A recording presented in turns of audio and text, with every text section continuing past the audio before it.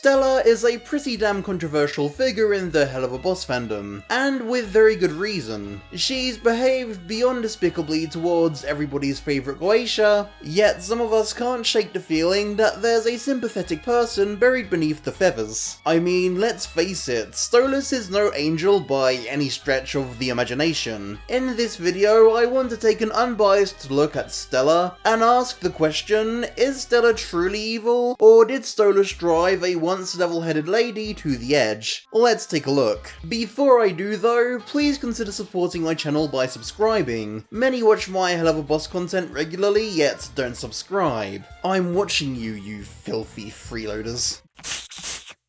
Just kidding, of course. You guys are great. Please subscribe. I think it makes sense to start this analysis off by taking a look at the very first scene that we're introduced to Stella. Vivia's calling us, Stella. You get up.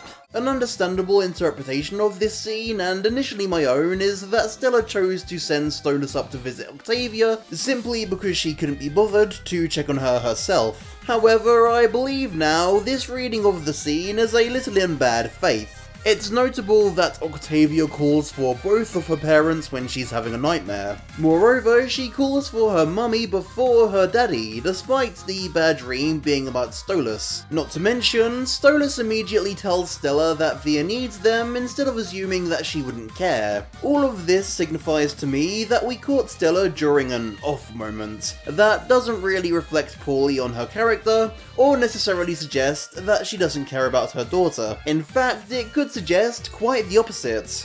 In this next scene, we see Stella finding out that her partner has been sleeping with an imp. You are a goddamn embarrassment! I'm not spending another moment looking at your pathetic, imp-sucking face! The most common takeaway from this scene is that Stella is more angry that her partner slept with an imp than the act of being cheated on. So I personally don't believe that she doesn't care that Stolas cheated, or necessarily that she actually hates imps. For one thing, she explicitly calls Stolas a cheating prick in episode 5 during her breakdown, which we'll be getting to shortly. To me, it certainly sounds like she cares that she was cheated on. As for being mad about Stolas cheating with an imp specifically, yes, Stella hating imps would explain this response. But I don't think that's the reason. Stella clearly strongly believes in Hell's hierarchical system, and with imps being at the bottom of the hierarchy, Stolas sleeping with an imp virtually says to Stella that she's worthless. Due to Stella's high-ranking status, it can naturally be assumed that she has a big ego. I mean, obviously, just look at her. Because of this, sleeping with an imp would definitely be a deep-cutting personal attack. But it certainly doesn't mean that she hates imps, or that she cares more about that than being cheated on. Alright, now let's address the elephant in the room. Stella's scene at the end of episode 5. I want this cheating prick dead.